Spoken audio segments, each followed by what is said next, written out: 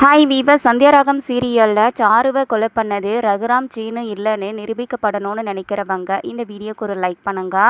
இப்போ சாருவோட போஸ்ட்மார்ட்டம் ரிப்போர்ட்டெல்லாம் முடிஞ்சு சாருவோட பணத்தை சாருவோட அப்பா கிட்ட கொடுத்துட்றாங்க.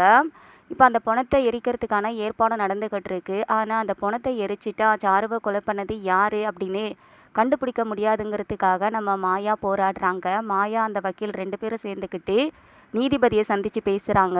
சாருவோட கேஸ்க்கு பின்னாடி நிறைய மர்மங்கள் இருக்குது அப்படின்னு அவங்க பாயிண்ட் ஆஃப் வியூவில் இருக்கிற சந்தேகங்களை சொல்கிறாங்க. இதனால் அவர் மறுபடியும் போஸ்ட்மார்ட்டம் ரிப்போர்ட் பண்ண சொல்லி உத்தரவு கொடுக்குறாரு.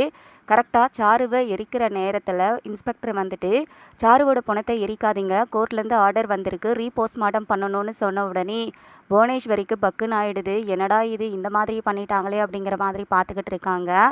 இப்போது நம்ம மாயா, தனான்னு எல்லாருமே அந்த போஸ்ட்மார்ட்டம் பண்ணுற இடத்துல வந்து நின்றுட்டு இருக்காங்க. டாக்டர் போஸ்ட்மார்ட்டம் பண்ணி முடிச்சுட்டு சாரு வந்து யாரோ கொலை பண்ணியிருக்காங்க, கட்டாயப்படுத்தி தான் தண்ணிக்குள்ளே தள்ளி விட்டு இறந்து போயிருக்காங்கன்னு சொன்ன உடனே லிங்கமும் ரொம்பவே அதிர்ச்சியாகி பார்க்குறாரு.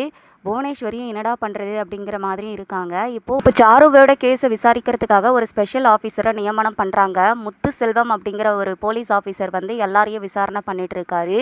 புவனேஸ்வரி வீட்டுக்கே போயிட்டு அந்த பிரேஸ்லெட்டை காமிச்சு ஏன் நீங்கள் சாருவை கொலை பண்ணியிருக்க மாட்டீங்க அப்படிங்கிற மாதிரியெல்லாம் கேள்வி கேட்டுட்டு இருக்காங்க. ஸோ சாருவை கொலை பண்ணது யார் அப்படிங்கிறது சீக்கிரமே கண்டுபிடிக்கப்படணும். வெயிட் பண்ணி என்ன நடக்கும் அப்படிங்கிறத நம்ம பார்க்கலாம். தேங்க்ஸ் ஃபார் வாட்சிங்.